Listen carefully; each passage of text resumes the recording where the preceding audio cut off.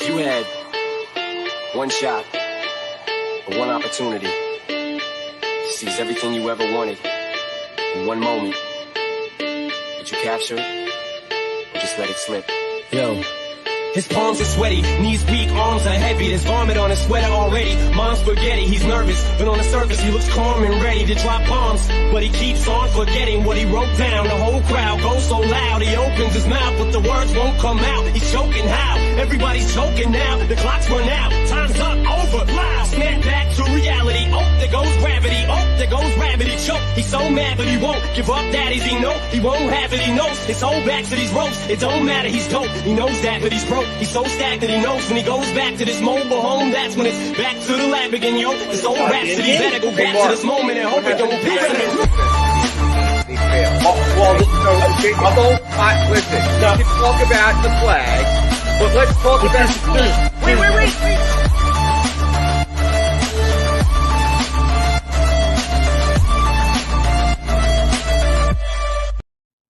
And good morning, everybody, and welcome to Trending in the AM right here on DSM Media Live. As always, Facebook, Twitter, Twitch, YouTube. You know the drill. Smash that like button, share button, retweet button, thumb up button, subscribe button. You know, every button you can find, hit that button, and let's continue to spread the word. Or do what my main man, Mark, who joins me on Mondays on Overreaction Monday. I know what he does. He plugs us up into his car and listens to us drive to work. That is what you can do. You can turn the dial off. You can plug us in, turn the YouTube on in your car, and listen to the best morning talk show there is. Dylan is in the house, my friend, and some pizza. Yeah. I'll be making pizzas literally in like an hour and a half right now. So welcome, everybody. I'm Phil Stifle at Bearded Knowledge. This is my main man, Dylan, from Turf Talk, Faithful Fanatics, and everything else at DSM. Dylan JD98, good morning, my friend. How you doing today? What's up, Phil? You know I always got to try to hop on with you early in the morning when I can. Only do it on the days I work. Cannot find myself getting up at 7:30 in the morning on a day off, but we got a lot to talk about, dude. I heard last night you haven't talked about this Raptor series at all this week. We have not. So we are going to talk Phillies, but we have not spent a single minute prepping for the I actually, I'll shout out, I was trying to bring on my man Zach Noble from the Nobles and Rush podcast, Ball is Life brand. He's a great follower for basketball. He was scheduled to come on. He was actually going to be this morning's show. We were going to pre-record it last night. He's in the central time zone, so he couldn't come on early in the mornings, but he just had twin babies. So unfortunately we're going to postpone that to later in the playoffs, that interview. I figured, the day after you have twin babies, you probably don't feel like recording a podcast. So shout out to my man, Zach, but so I'm like, all right, who's going to tag in for Zach Noble? And the best I could find was Dylan. Right here. I'm the backup plan, Mark. Can you believe that? Yeah. I mean, on the sloppy seconds. Dylan, you see, oh man, wow. I was gonna say I could see you being the backup plan a lot in life, right? Phil, listen, man, all I gotta do is hit this leave studio button and we'll be riding solo today. Mark, is this what you deal with on a daily basis on here? I have to deal with Mark and Jason on a daily basis, not you, okay? All right, let's talk Phillies for a little bit, so then we can spend a lot of the second half of the show more on this Sixers Raptors. Because, like I said, haven't talked Sixers Raptors at all. We've been spending so much time on baseball. But Phillies last night or yesterday afternoon dropped another one to the Mets. Dropped the series 2-1. Lost the game 9-6. Aaron Nola pulled what we're going to steal this line from somebody else. He pulled a Vince Velasquez 3 1/3 innings, 76 pitches. I know some people are ready to say, let's hit the panic button. Other people are saying, no, it's only 6 games. But I kind of find, Dylan, that there's something in the middle. It's not time to panic, but this team is what it looks like already. Pitching-wise, Aaron Nola, who we thought he was, or at least who I've been saying he was. Mm-hmm. Everyone's saying 92, 90, 95 wins for this team. I said 88 was going to be a push, to get to 88 wins. This team is a really talented team. And it's not time to panic yet. But after 6 games, you can start to see a little thread of what some of the problems might be on this team. And it starts with Aaron Nola and the fact that he is still being relied on to be one of the 2 best pitchers on this team. Absolutely. I mean, Aaron Nola is a guy that how long of a leash is he going to get, right? Like, Phil, we're going on half a decade that Cy Young type of season. He's had 80 games pitched since he won, since the 2018 season. Yes. And he is what he is at this point. He's not an ace. We all know that. The conversation's over. He's not a number 2. Is he a number 3 at this point? No, he's more so at the bottom end of your rotation, and it just feels like with him, you just know no matter how well it's going to start a game, the wheels are going to fall off at some point. You saw it on opening day. He was cruising against the A's. He wasn't bad against the A's, but he comes back out, and I believe it was the 6th inning. Girardi had to come get him, and people were going nuts about how Girardi left him out there. What are you talking? This is the opening day starter in the 6th inning, and the wheels fell off. Obviously, yesterday against the Mets, he has to come out after 2 1/3 or 3 1/3, I believe. He is what he is at this point. You just have to hope that he can at least be a third guy in a rotation, and someone else in this rotation steps up. As far as all the overreaction, guys, we're 6 games in. They're 3-3. Okay, I get it. They haven't looked good. There's definitely issues, Phil. Like you said, there's the Aaron Nola issue. Ranger Suarez didn't look good in his 2 1/3, even though he was going to be on a pitch count. Zach Eflin got pulled early. It was blah. The bullpens looked good for the most part. I think a bigger issue is how Joe Girardi's been managing the bullpen. No one's talking about this, at least that I've seen on social media, and it's driving me absolutely insane. It's amazing that some of these guys, like Christopher Sanchez, like Nick Nelson, like Bailey Falter, have been able to have success early because Girardi's just setting them up for failure. In what world, Phil? Like, I remember on Sunday, the first loss against the A's, he trotted Bailey Falter out there for 3 or 4 innings. The game I was at on Monday night, the game they came back against the Mets, Nick Nelson was out there for 3 innings. Why are you throwing these guys out there for 3+ innings, not early in the game, in the 7th and 8th inning, when you should have set up, closer, ready to go? I was confused why Sir Anthony Dominguez came in the 4th inning yesterday. Dude, it's not making sense. And he has no grasp of this bullpen. Dude, you just get Sir Anthony Dominguez back from he's basically, I mean, I know he pitched 1 game at the end of last season, but basically sat out a year and a half of baseball. I mean, he was a lights out up-and-comer in our organization before he got hurt. And he's looked fantastic this year. A couple games ago, I saw him hitting 98 on the gun. He's your 7th inning guy, your 8th inning guy right now. But he's also a guy that you're not going to want to throw out there in 1 inning and bring back out for the next inning. You want him to go for 1 inning, but just 1 consecutive inning, and that's it. You're going to get a guy that's just recovering from major arm injuries and major arm issues. Throw him out there to close out that 4th inning, to get Nola out of that 4th inning, and then bring him back out again. That just made no sense to me whatsoever.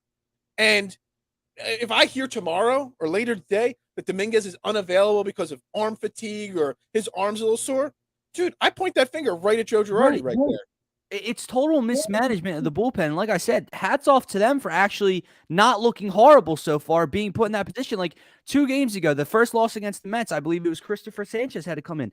Philly trotted him out there for over 3 innings in a 1-run ball game or a 2-run ball game. That's a winnable ball game the whole way through. And you're trotting this mid reliever out there, we'll call him, for over 3 innings. Like, you're just trying to lose the ball game at that point when you have arms available at the back end of the bullpen. It doesn't make sense.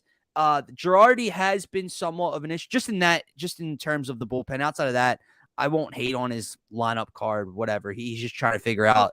I think he's just trying to figure out the left side of the infield right now.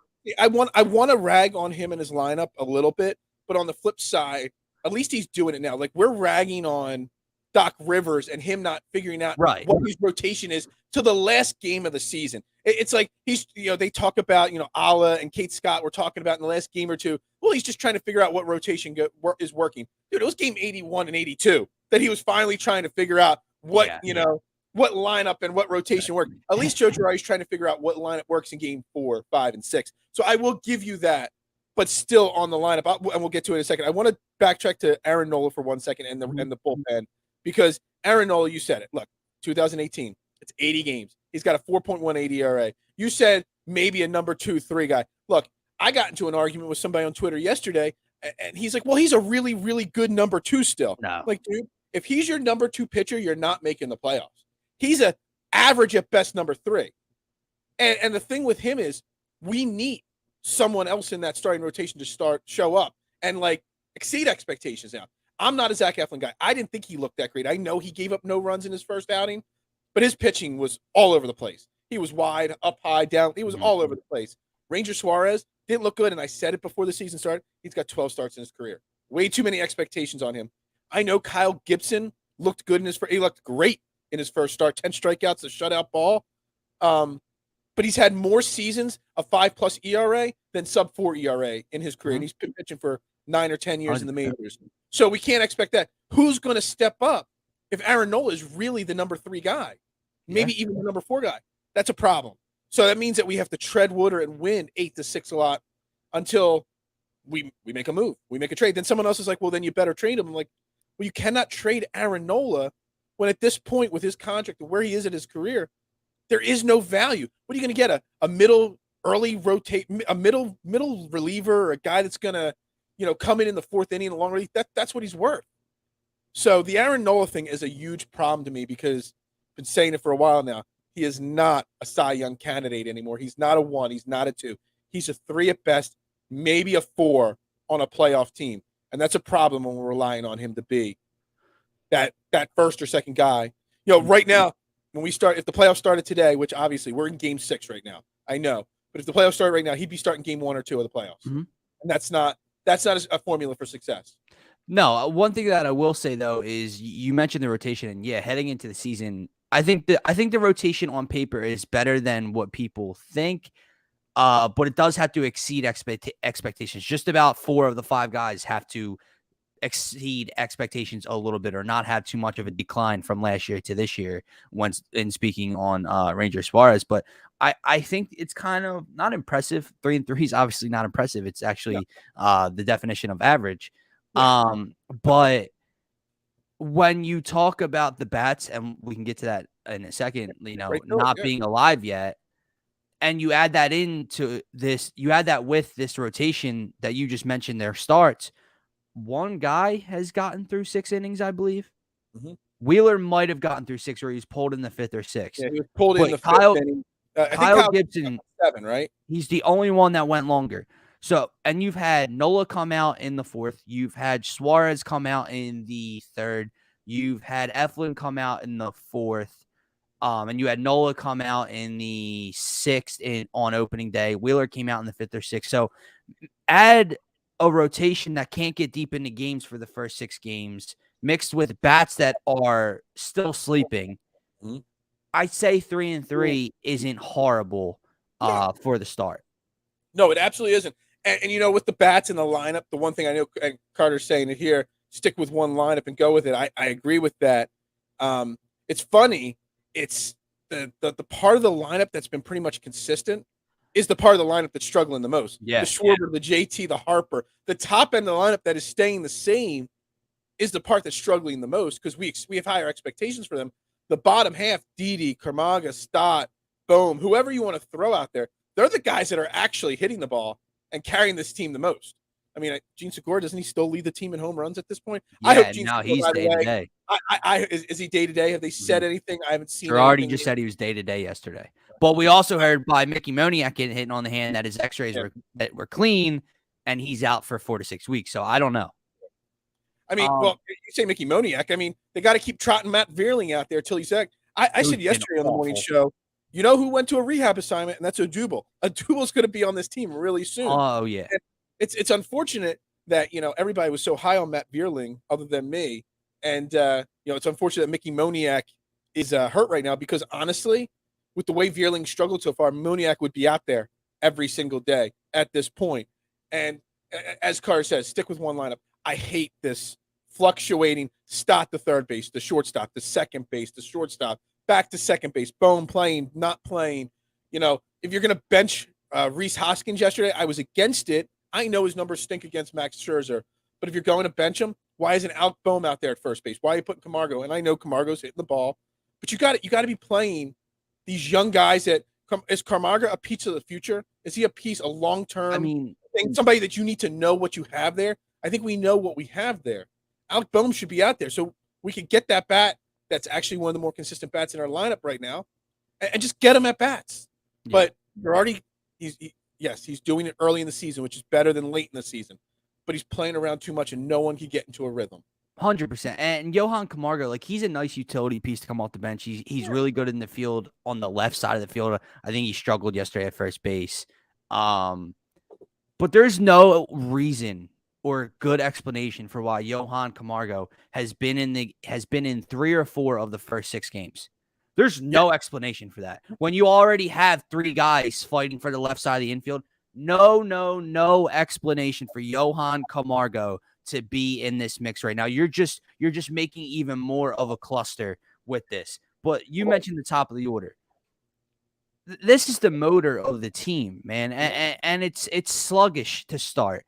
Anybody that's worried, that's why I just tell you relax. Kyle Schwarber, JT Realmuto, this by Corey Seidman, and Bryce Harper are 9 for 63 to start the season, hitting 143. Kyle Schwarber's 0 for his last 18 with 8 strikeouts. Does anybody believe that that's going to continue? Anybody? I'd like to pull 1,000 Everybody's ready to people. pull him out of the leadoff position. Everybody's trying to move everybody around after 16. Relax, man. That's top 4. I'm going to throw. I know Nick Castellanos isn't part of that, bad average part of it, but those top 4 guys need to stay the top 4 guys. Absolutely. I know they already Reese, no, top 5. Reese needs to stay 5. Yeah, that's fine. I agree with you 110%. I would have had at this point. I know we have 16 or 17 games straight without a day off to start the season. Yeah, they're not off to like extraordinary number. It's April insane. 22nd. Yeah, it's a long stretch without a game, without a day off. But JT, he wouldn't have been out of my lineup already. I know he's a catcher, and Reese should not have been out of the lineup yesterday. Reese should have been. I know he's like 1 of 25. I don't care. Yep. I don't care. It's game 6 of the season. You play your best 5 guys at the top of the lineup. I don't care what the averages say. I don't care what the numbers say. Gene got a day off 2 days ago. Yeah. Well, hold on. You want to say Gene? I was going to say when we were talking about the bottom of the lineup, the fact that Bryson Stott, he's hitting the ball for a kid. Oh, very good yesterday. I know he had 2 hits yesterday, but even his outs are hard hit balls. Mm-hmm. He's striking the ball well. I mean, if I'm not an analytics guy, but I think there's like an analytics stat about an adjusted average on hard hit balls that are just bad luck. I think there is literally a bad luck stat out there. But he's actually played only 1 time at shortstop, his natural position. He's played second base more times than shortstop. He's played third base more times than shortstop. That's a problem right there. Yep. I know, but that's the problem, Phil, because who's at shortstop right now? Joe's best friend. And listen, I know I was at the game Monday night with Scotty and George, and Didi roped one into the gap, and he was the hero that night. Fantastic. Glad he did that. Yeah. Get him the hell out of the lineup. Yeah. Again, yesterday, 0 for 4, I believe. The night that he hit the game-winning double, that was his only hit of the night. The day before that, didn't have a hit. Like, get him out of the lineup. Bohm, dude, his fielding is atrocious. I don't know what fixes it. I really don't. Phil, he ended up on his back on the first throw. You keep throwing him out there. Yeah, because at least he's producing at the plate. Yeah, it's not effective. Look at DD. So we say Bryce Harper, Schwarber, JT, they're not going to keep up like that, and you can see that can keep up track record. DD, what did DD hit last year? Like 202, 208. I believe. DD Gregorius is. He's a guy that's going to he's going to occasionally hit a golf ball into the bleachers in right field. Right, but that's it. He's not going opposite field. Never, ever going opposite field. I mean, I think the shift is being stopped just for people like Didi that literally cannot do anything but pull the ball. Look, that's the problem right there. And you know what? If you want to throw Didi out there, that's fine. If you want Stott, you got to leave Stott at one spot, and you need to have Stott out there every game. You can't pull Segura out of the game unless his hand's broken, which I'm sure we'll find out today. I'm sure they're x-raying the hell out of that thing. But if you want to play Stott, you got to play him every day at second base while Segura. You can't keep moving around. I don't want to see Stott out there today, Camargo tomorrow, and so on. No. It's got to be every day, the same position over and over again. Hell, I mean, I've joked about it, and I've said it's probably not the smart move, but hell, put Bryce Harper in center field for a few games till Mickey Moniak comes back. That way you can put Bohm at DH, and then you got Stott at third base, because Stott's probably a better third baseman than he is a second baseman. So if you want to get your boy Didi in the lineup every single day, then do that. Then you could DH Bohm. You can move Bohm to first, DH Reese. You can platoon all that. I know Bryce is not a center fielder, and he shouldn't be a center fielder. No, he's but done if it. there is anybody that can play a different position, it's probably him. Like if we're moving 21-year-old Bryson Stott all over the field, and we're moving Camargo all over the field, and Alec Boehm's playing two different positions, I'm pretty sure Bryce could be serviceable in center field. He does have games. It's not since his first 2 years in the leagues with the league with the Nationals, but he has games in center field, and he has been on record saying he does not like playing center field. But he's the type of guy where he was pissed off he had a DH. You think that Bryce doesn't see these issues? He might not be outspoken about them, like Didi. At some point he will. Yeah, but I'm pretty sure right now he's not going up to Didi like, yo, what the heck, blah, blah, blah, blah, or going to Joe about it. But he sees these issues, and if he says, I can slide over, Castellanos can play, Nick can play here, blah, blah, blah, what you just laid out, if there's one person that sees that and wants to win, it is Bryce Harper. So we'll see. But hey, he's one of the biggest not issues, but he's the biggest slump right now. And he hit an opposite field home run yesterday. The shortest home run in the history of Citizens Bank Park. I don't know if that's official, but I saw some site tweet. It just got over. Yeah.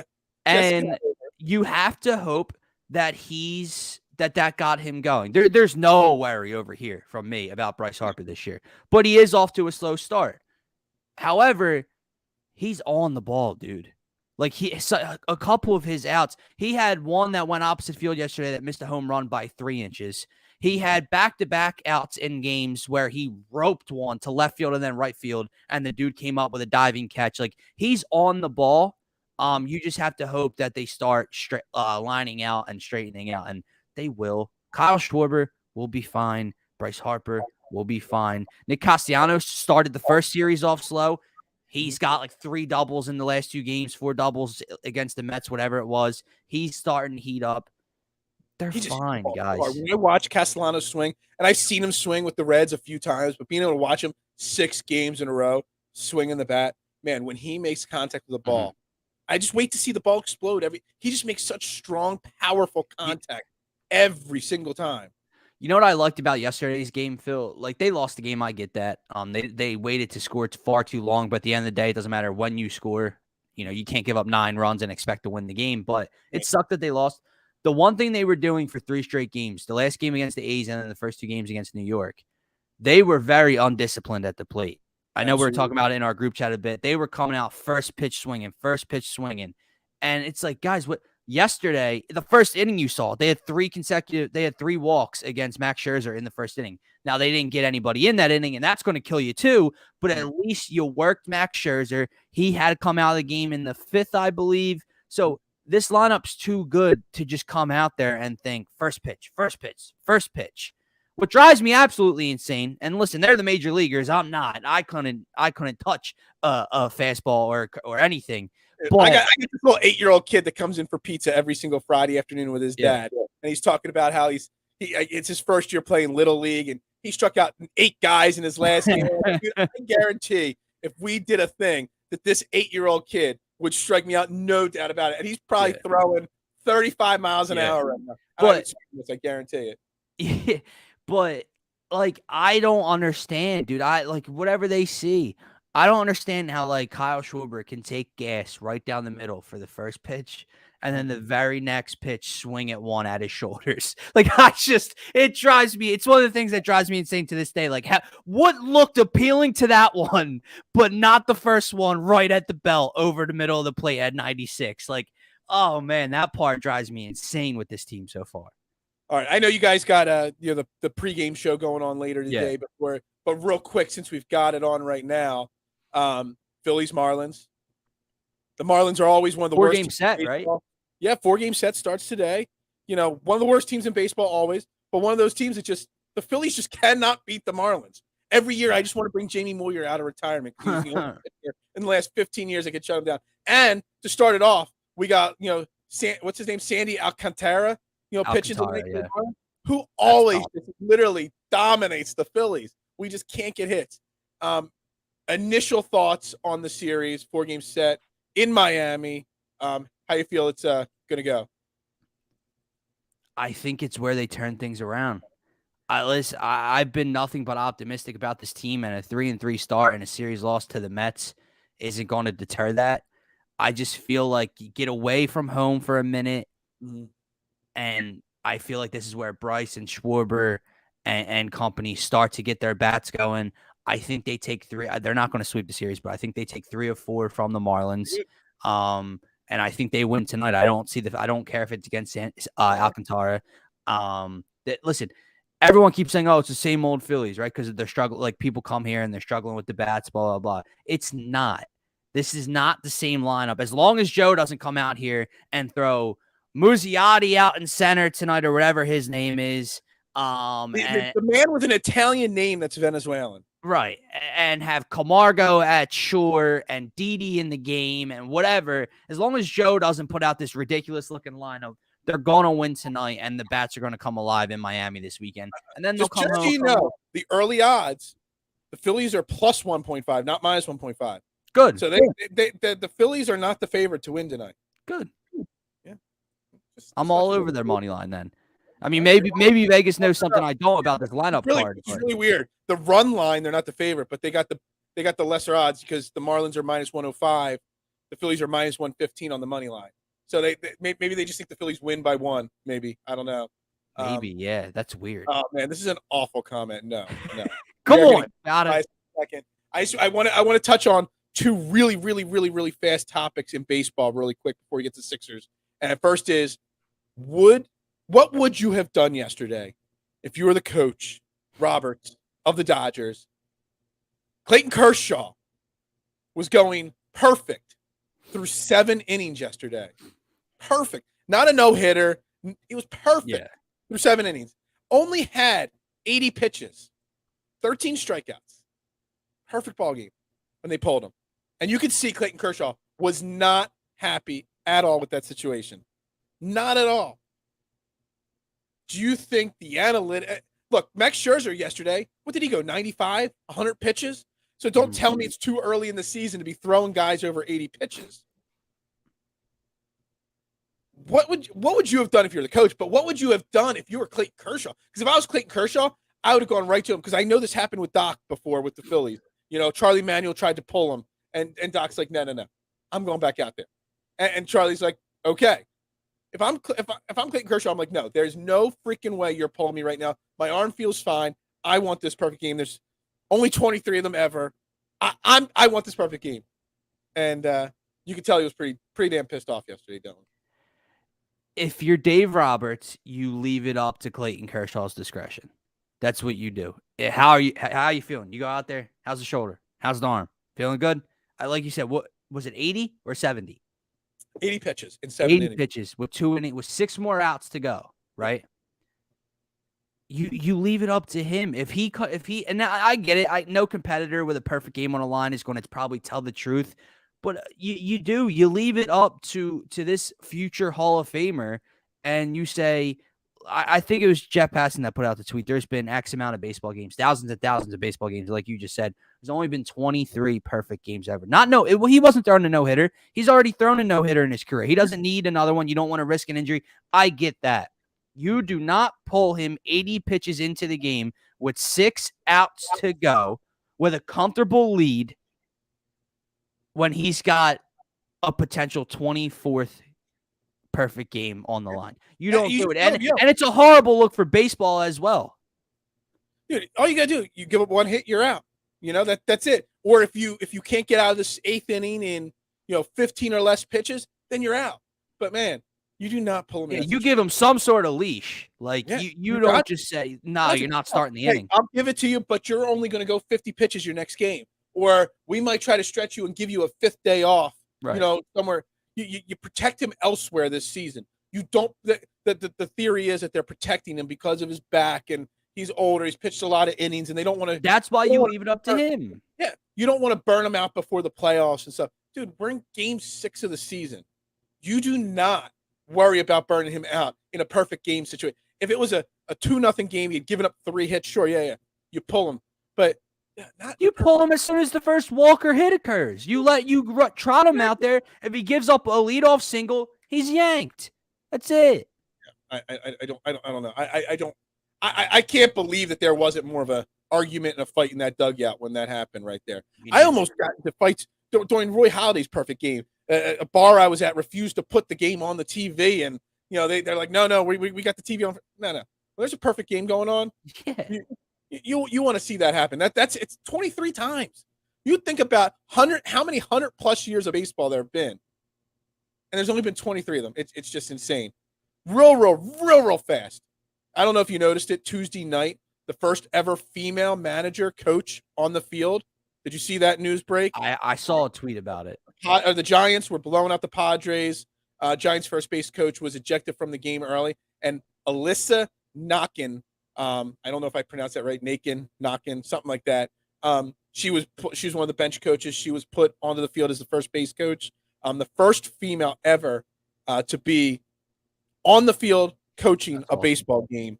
Thought that was a pretty big deal right there, and it's a shame it has. You always wonder if he did it on purpose. Yeah, why does it have to be Gabe Kapler? Come on now. Why is all the good stuff? Oh, which I do want to throw. I love Kevin Nagani. He's like one of my dream interviews. I would love to get Kevin Nagani on a show someday. My number one guy right there. But he's a Philly guy, and he knows Philly. He was doing the highlights of that game, and he said Giants first baseman Darren Roof shakes her hand. How does Kevin Nagani not know how to say Ruff? It's not Darren Roof. It's Darren Ruff, guy. Kev. Nagani, man. Yeah. No, but you do wonder if Gabe did that on purpose just to get her out there, because sometimes, like, I remember Pop got ejected earlier this year, I think, and he winked at like the bench or whatever, because he did it on purpose to get someone to have to coach or whatever. So, very cool moment there. Yeah, it's a cool moment. I like those progressive moments in sports like that. So that's good. All right, we're going to pause in the action real quick here for 30 seconds to pay a quick bill. Then we'll be right back with Sixers talk as we lead right into the series Saturday with the Raptors. What's up, everybody? Phil Stiefel here, trending in the AM. Look at this site right here, 99jersey.com. Proud supporter of all Trending in the AM shows. Make sure you check them out. Like I said, 99jersey.com. They have the best jerseys of all your favorite athletes from high school, college, movies, TV shows. You got the Kobe Bryant, Lower Merion, the Charlie Conway, Mighty Ducks. Everybody always asks where I got my Sugar Shane Falco jersey back there from the Replacements movie. 99jersey.com. I mean, Magic Johnson, Michigan State, Lonzo Ball, Jalen Rose, you name it, Russell Westbrook, you name it, they've got it on this site. Make sure you check them out, 99jersey.com. Use promo code TRENDING at checkout. It gets you 15% off right away. 99jersey.com, promo code TRENDING. Yo, support the podcast that brings you the heat every single morning. And we're back here. Phil Stiefel and Dylan Davis here. Whoa. You hear that? Yeah, that was on you. All right. So anyway, we're back. Phil Stiefel, Dylan Davis here, trending in the AM right here. And it's time to get to the Sixers, man. Literally, I have avoided the Sixers as much as possible this week. Just because 6-7 days off in between games. Try to push it off as long as possible. But, we're getting really close. Saturday afternoon, 6 o'clock, it's right around the corner. Sixers, Raptors. And the thread that I keep thinking in the back of my head is, I know there's a lot of people that think the Raptors could win this series. I don't. But the 6 and 5 thing that we say all the time on the show and on DSM, man, it's not going to be 6 and 5, is it, Dylan? I think what's always been the one that people, 6 and 6. That I think that's what I put out initially when this matchup got, obviously came through once Sunday closed against Detroit.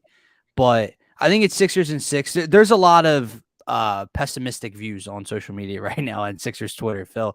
And I don't understand. I mean, I get the worries. There's worries. There's red flags with this team. There's issues with this team. They're not a first-round bounce. Stop with the negative. It's just Negadelphia, dude. Stop it. There's no reason to be like this. None at all. Now, maybe I'm just overly optimistic that James Harden will not be James Harden, but be a shell of James, be a small part of James Harden in the past. Maybe I believe that Tobias Harris isn't going to score 6 points a night against Toronto. He's been awful against Toronto this season. I think he'll be better. Like, please stop. They're not a first-round bounce. It's going to be a tough series. All 6 games will be close. They're not losing to Toronto, guys. You bring up James Harden to start, and I think that's a great place to start looking at this series. And I think that's actually my biggest concern this series is the James Harden part of it. Because, we need him to obviously be the James Harden that we thought we were trading for, not the James Harden the last 10 or 12 games. And I don't know if you saw it. There was clips of him at practice this week taking spot up, 3-point shots. Oh, where he looks 15 pounds lighter? Yeah. Dude, I don't know what's with that dude's fat suit, man. I wish I could change the way I look. Does he wear a girdle or something like that, man? He's the master of manipulation, I'm telling you. Dude, but the thing is, that is something we don't see. Not the fat suit. Just the spot up three. Like he's always, every time he gets the ball, he never just stops and shoots. And he can do that. He actually could do that really well. But he's so in love with that dribble between the leg, step back 3-time 3-point shot, which is a much lower percentage odds of making a shot. Maybe all of a sudden in practice it's starting to click with him, and he's just going to catch the ball and shoot it, no hesitation. And if he starts doing that, all of a sudden you're going to start seeing that 30% tick up to 32%, tick up to 34%. And I think that's a key thing there. And two, the thing that does concern me though with him is it's Toronto's length. I don't think we win the series because of what James Harden does or doesn't do, because he's going to struggle against the long guards and the long front court of the Raptors, the Fred VanVleets, the Scotty Barnes, the what's the other guy's name? OG Anunoby. Yeah, OG Anunoby. Gary Trent. Those guys are pretty long. They're pretty athletic, and they're all really, really gritty, gutsy, good defensive players. So I think they could give James Harden a little bit of run for his money to make it a little bit more difficult. I don't know what you think there. Well, first and foremost, you mentioned that they're going to be a gritty team, and that's the one thing that the Sixers have to stop.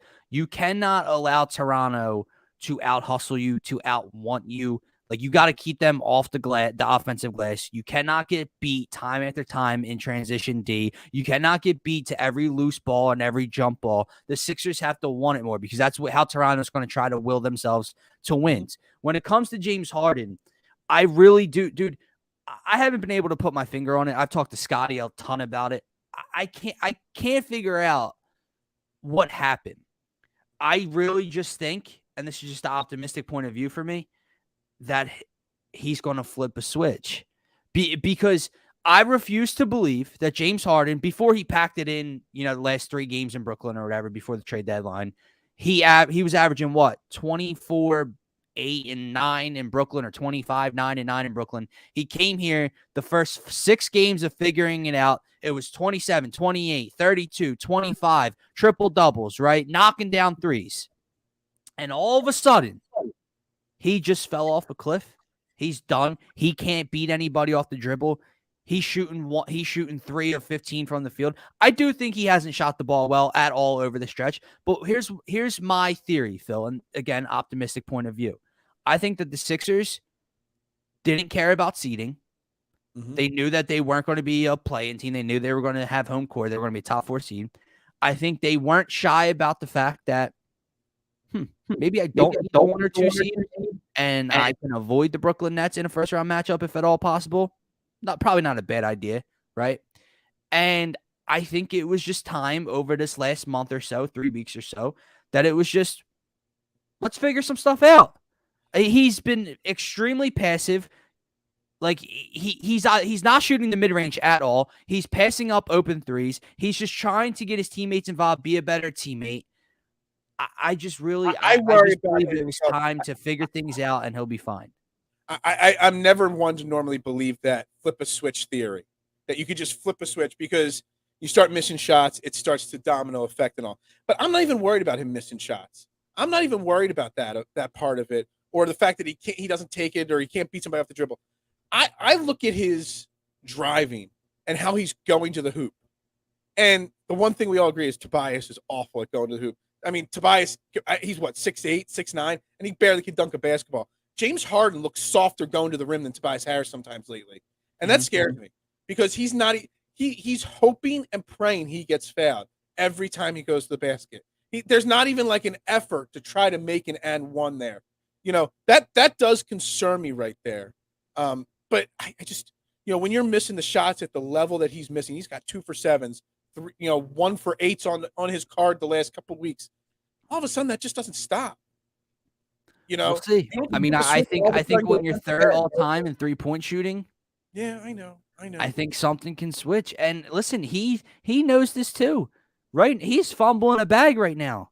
He is not from Philadelphia or from anywhere else going to get a max extension to the level he wants, looking like he has for the last month and a half. And if he continues throughout the playoffs and they're a first or second round exit, he's not going to get that money. Yeah. So, I mean, can you say that there's more pressure on James Harden at this point to have a successful playoff run than Joel Embiid? Yeah. Joel Embiid's 28 at this point, still in the prime. James Harden's 33, but he's playing like a 37-year-old guy. Who knows? I mean, yeah, he'll probably get one more max deal or one more 3-year kind of like Kyrie Irving, like $100 million deal, or not Kyrie Irving, Kyle Lowry type of deal. But there's got to be way more pressure on James Harden this playoff series, this whole playoff run, than maybe anybody in the playoffs period right now, because he's the guy that he's never done it. He's never gotten over the hump. He's never even gotten to the finals period. He's considered one of the best players of all time. Listen, that's a lot of pressure at this point in his career on him. 100%. And I know people are going to laugh at the money aspect, and that's not where our minds go because we're trying to make a playoff run right now. But think about it. Like, I'm the one being optimistic, and I'm saying this to you. If he doesn't show up in the playoffs and he continues to struggle and look slower and not get calls at the rim and he's shooting 3 of 12 and yada, yada, yada, would you want, as a Sixers fan, to give him 3 years, $120 million? No. But the problem is, if he plays like that and no one wants to give him to him, he's going to be here next year anyway because he's still got a player option at like $33 or $35 million. So if he has a bad run, he'll be here next year on a 1-year deal. That's fine. And I want him back. I'm just saying I'm the one being optimistic. And I'm telling you don't give him that deal if he doesn't wake up this postseason run. Absolutely. Who knows if Joel Embiid will even want him back next year? I don't know. That's another whole topic for the offseason. You bring up how the grittiness and the toughness of the Raptors, and I still say the number one X factor this series isn't James Harden, whether he comes back. It's not Matisse Thybulle, which we're going to talk about him in a minute. Playing only half the games. The X factor is, and I brought this up after the Raptors game. Was it the third to last game of the season when we lost to the Raptors? Fourth last game of the season. I brought it up then. The Raptors are not a better team than the Sixers. There's almost every single position you go down. Tyrese Maxey's better. Joel Embiid's better. James Harden's better. Even Tobias Harris, to an extent, he's a lot closer to Patrick Siakam at the power forward position than people realize. But it's the X factor is the coaching, because coaching can win. You look at that last game against the Raptors, how fired up they were, how they were playing above their level. Nick Nurse is one of the 3 best coaches in the NBA, maybe the best coach in the NBA at this point, because he gets his guys to buy in. He gets his guys to play above what they are. And this is not something new. This has been going on for a long time with Nick Nurse. And the fire, the energy, the excitement that team has is something that Sixers don't have.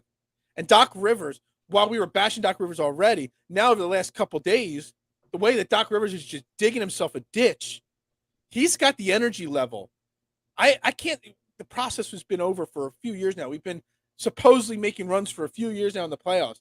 This is the least excited I've been for the playoffs to start in a while. Since probably the last Andre Iguodala, Elton Brand led team was probably the last time I was this little excited about the playoffs to start. And it starts from the energy level at the top with what Doc Rivers does. And that's the X factor. If we lose this series, which we probably won't, but we could, it's going to come down to Doc Rivers and how he's just outcoached, plain and simple, on a game-by-game basis, on a practice basis, on a every aspect of it basis. Doc Rivers is the X factor that could cost us this series.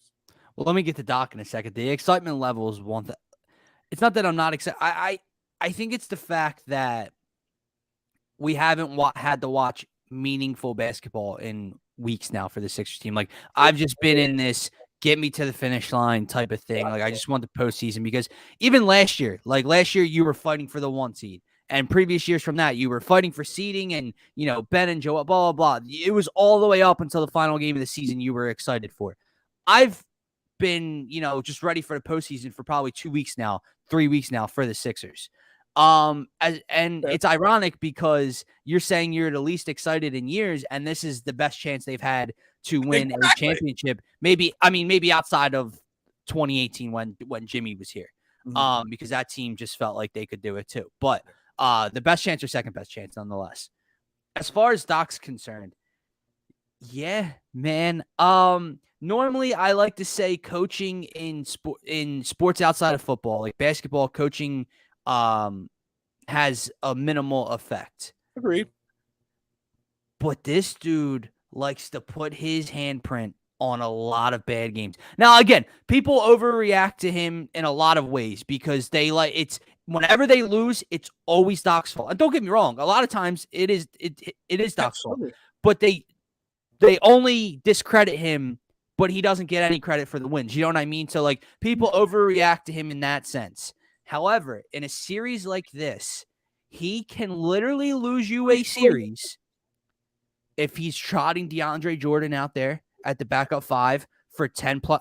No, I'm serious. For a minimal time, for 10 plus minutes a game, because they will get dominated in those stretches. He will lose them a series if he runs James Harden and 4 bench players for a multi-minute stretch. For a minute and a half, whatever, I don't care. A minute to a minute and a half when you have to get Tobias back in a minute, right? 4.5 minutes is inexcusable for 4 bench dudes to be on the floor right now. Doc can literally lose them a series. Do I think it happens? No. The part that's making it worse is we all see his faults, and that's the one thing. Philadelphia fans can be annoying. There's Negadelphia. They overreact game to game. I can't stand it sometimes. Right. But there's one thing that we're not, and that's stupid. Yep. Philadelphia fans, 95% of them know their stuff. There's a small percentage that are just, stop. But 95% of them are intelligent sports fans. So when Doc Rivers gets asked a question about the backup 5, and I'm not this Paul Reed guy that Paul Reed's going to come in and save the day at the backup 5. But it's a better option than what you're doing, Doc. So when you get asked a question about it, don't be some smug a-hole and talk down to the reporters and the fan base when you're like, do you not see the output that you're getting? Yeah, hold on. So I want to address that because I was formulating a thought on Doc Rivers there, and you bringing up the Paul Reed situation specifically the other night in his response after the game. You said that the coach doesn't really matter as much in the NBA, and I agree with you 110%. But the thing is, in the NBA, a team takes on the personality of their coach. Sure. And you cannot tell me that entire locker room did not hear what he said about Paul Reed. And that's going to piss them off. That's going to make them not listen to Doc Rivers. That's going to make them, kind of either A, want to win despite him, or B, they're not going to purposely lose, but they might not do what he says to do because they revolt against, and you don't want a team revolting against their coach come playoff time. And that's the problem with Doc Rivers right now. This team has taken over his personality. And his personality is, I'm a smug, I'm better than you, I know more than you, no excitement whatsoever. Whereas the Raptors have taken over Nick Nurse's personality, which is energetic, which is give 110% all the time, the hustle, X, Y, and Z. And that while what he said was awful and wrong and stupid, and maybe actually I do kind of believe it a little bit. Luckily, this is a small ball type team, the Raptors. You will see some Paul Reed this series. It's the Paul Turner syndrome. Everybody loves the third string. Everybody loves the first 4 string. 100%. And I get that. 110%. Paul Reed, it was against Detroit, and Detroit wasn't even playing every starter in that game. So we can pump the brakes a little bit on that. But it's how Doc Rivers handled it. Doc Rivers could have just flat out said, Paul Reed had a great game. We appreciate it. We'll see if the matchup gives us the opportunity, and I get it. We'll see. But he doesn't have to go out there and say, this is not the Paul, whatever he said, the Paul Reed, hype train or whatever. Right. And he also said when they asked about seeing Paul in a series, and he was like, let me explain it for you one more time. So everybody understands it. When they go big, we'll go big. When they go small, we'll go shut up, dude. That was and that right there can hurt a locker room. That right there. 100%. Especially, Phil, because right now with the vacancy with the Lakers, he's top 3 in odds to be there next year. It's insane. So it really who knows? Maybe that's smoke, right? Who knows? But what if there's rumblings in that locker room? We're about to make a playoff run. We traded for James Harden at the deadline to go next to the MVP of the league in Joel Embiid. Yes, the MVP.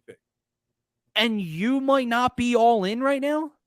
That's a problem, dude. So, yes, the X factor, maybe the biggest X factor, to your point, is Doc Rivers all around. What he's doing in practice, in that locker room, his lack of adjustments in game, his rotation, how long he sticks to a rotation. It's all going to affect the outcome of this series. You have to hope that just Joel Embiid is too much for Toronto. They have no one to throw at him, dude. They're small to start. They're not just small off the bench. They're small to start. Joel could average 35 in this series. Let me see if I can find it here. I was reading some articles prepping for the show. He's averaged 29 and 11 against the Raptors, but his field goal percentage is almost 3.5% lower against the Raptors. Well, they do a really good exactly. It might not be big enough to guard him, but that Nick Nurse has a great game plan to slow him down. So I will say that they have. 29. If Joel Embiid gets his 29 and 11 over the series, that's still pretty damn good. That's still MVP level right there. And you would hope that the rest of it picks up. But they do have an idea on how to not slow down Joel Embiid a little bit there. Yeah. So there's 3 overall things that have to go right in the series, and we just hit on the first 2. A is James Harden. Shell wasn't the word I was looking for earlier. I didn't mean shell of himself sounds bad.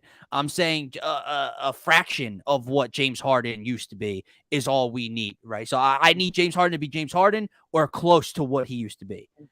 I need Doc Rivers to not F this thing up. Your rotation, your lack of adjustments, / the bench not be horrific when they're in the game. You don't have to be good. You don't have to be average. You just can't lose the game 44-11 off the bench. Right. And C, Tobias Harris can't average 8 points a game against the Toronto Raptors. No. Tobias Harris needs to score 18 points a game, no doubt about it. 100%. Yeah, either that, he has to score 15 or 16, and Maxey has to score 19 or 20. Yeah. Maxey needs to be the second leading scorer on this team. Did you see? Last year he shot 30% from 3. It's unbelievable. He finished the year as the third best 3-point shooter in the NBA this year. It's unbelievable. Unbelievable. And he's not getting I know John Morant is the most improved player in the league. There's no doubt about it. But the fact that Maxey is rating in at like the 6th or 7th best. Dude, Desmond Bain is ahead of him. That's a load of horse crap. The Sixers gets no respect whatsoever. I get no respect. I still got tomorrow, and I'm going to talk a little bit Tobias tomorrow on the show, obviously in his importance. So I definitely agree with you there. And I'm going to talk more in depth about this next part of it tomorrow too, but I want to get your thoughts on it. I don't think the loss for potentially 3 games of Matisse is as big of a deal as people think, because you still have Danny Green. And I know people don't like Danny Green.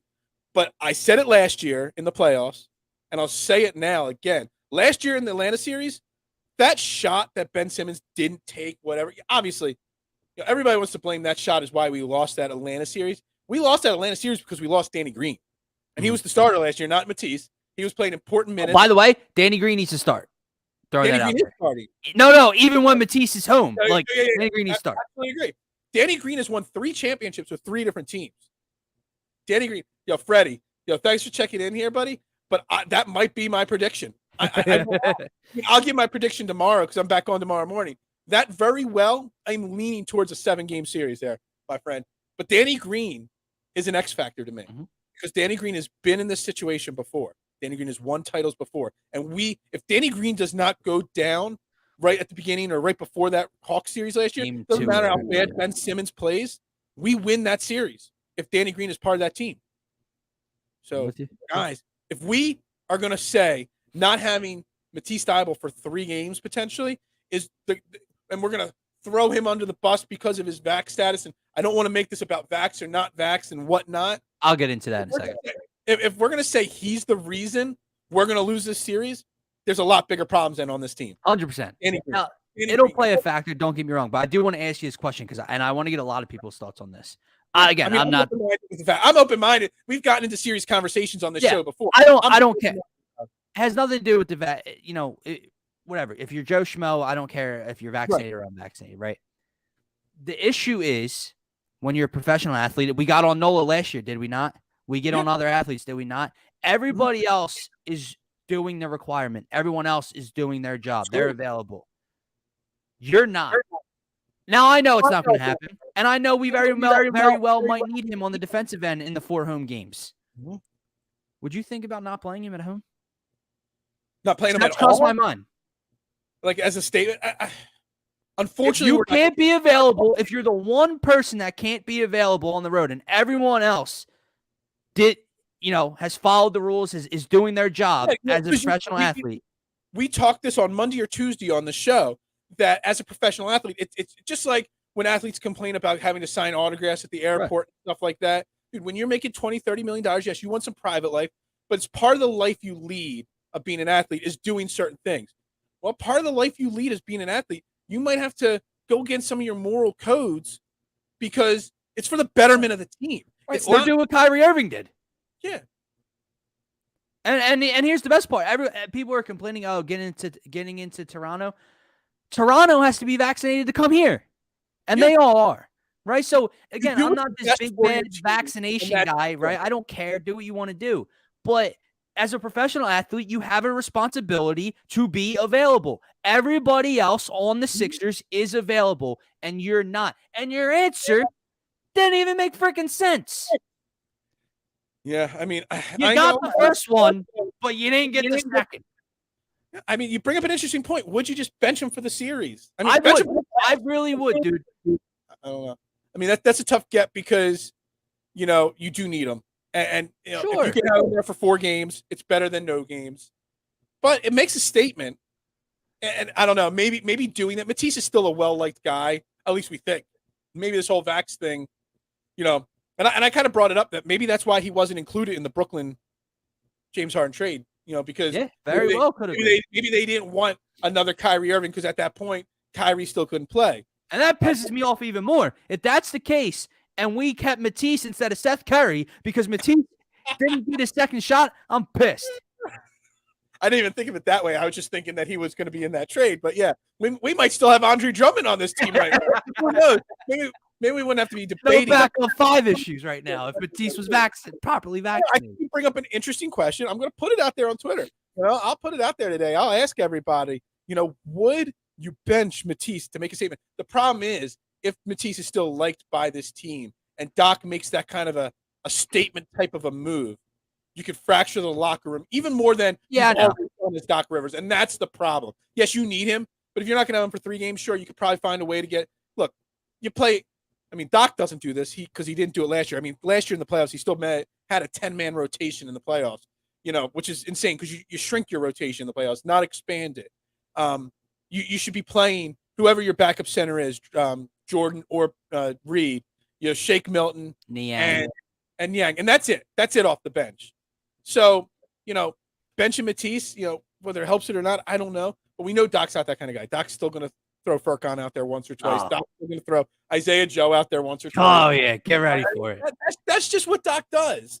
But I don't know if you can risk the locker room fracture that's already forming to form even more because of Doc making that statement. Unless Doc pulls Joel Embiid, James Harden, Tobias Harris, the 4 or 5 biggest names on this team, and be like, yo, what do you guys think? Unless he gets like a consensus answer from them, then I don't think you can do it.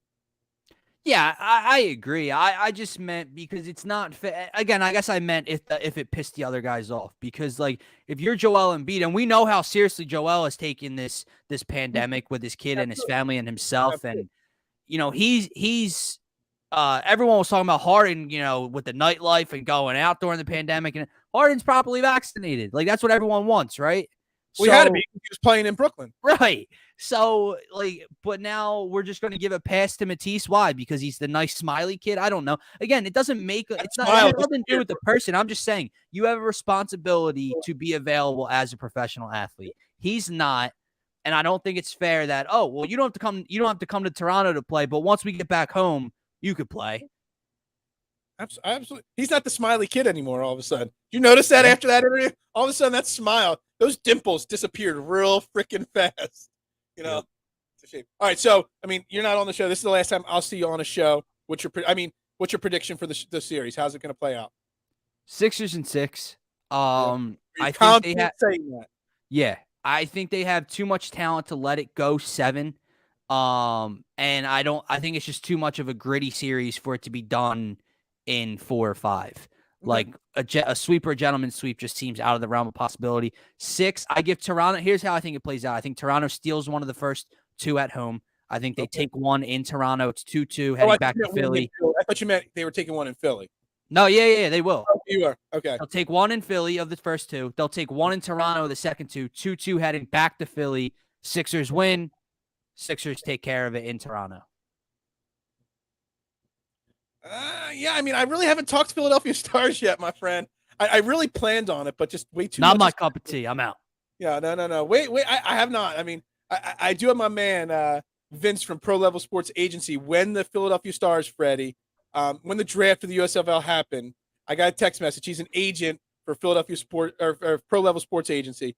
He texted me, and the first thing he said was, "You got the best quarterback in the league." And then after the draft, he said, "You guys had the best draft in Philadelphia out of all USFL teams, and then we are the best team on paper out of all of them." Wow. So, Freddie, that's my USFL Philadelphia Stars knowledge and nugget for the day.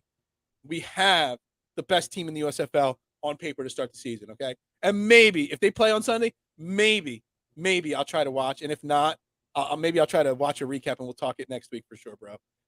Yeah, I see how you're saying it. I have to formulate it. I'll give my final answer tomorrow.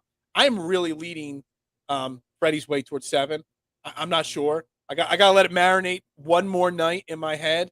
But we'll see how we'll see how I finalize it tomorrow. But Dylan, thanks for waking up this morning here on Trending in the AM. Make sure you guys don't give Dylan a follow. Dylan JD98. Check out all the shows. You're doing the pregame show today, right? Yes, sir. Faithful Fanatics will be live at 5 with Gint and myself. We'll be talking more about this Toronto series and the Phillies' first 6. And then me, Kata, and Cole will be doing the pregame show at 6 to 6:30. Sounds good. Awesome. Jam-packed day. Later, right here on I almost said the Fanatic. I don't know what the hell I was saying. And he left that quickly, too. Anyway, everybody have a great day. We'll talk to you tomorrow morning. Still trying to find who's going to be on the show tomorrow morning, but we'll be back tomorrow. Trending in the AM. Y'all have a great day. Be well. Enjoy another great day weather-wise.